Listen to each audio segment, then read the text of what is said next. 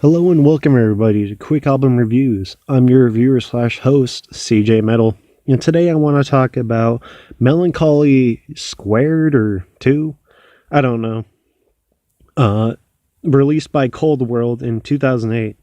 So this is an interesting atmospheric black metal album because the artist ColdWorld, he never released the lyrics to this album. So, I couldn't understand what the fuck he was saying. Maybe you guys could, but I can't. But at the same time, though, I'm kind of glad he didn't. Because, at least to me, the composition spoke for itself in this album. At least, or I'll tell you what I mean by that. So, with a lot of atmospheric black metal, it's beautiful. It's got, all these different, ways of building atmosphere. Sometimes it's dark. Sometimes it's, this grand kind of feeling. But this one, at least I felt and heard, I suppose, it just kind of portrayed a particular message, at least to me.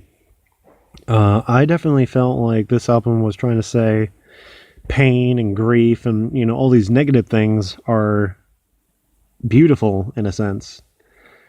Now, what do I mean by that? I mean, just because they're maybe by his music is trying to say, just because something's bad doesn't mean it can't be beautiful.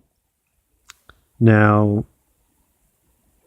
that's just what I thought of the album. Maybe you guys have other. If you haven't checked out this album, I suggest you do because it's an interesting listen. Because, like I said, we don't know what the lyrics are, so we have to base what we, think of it based on what we hear and what we feel.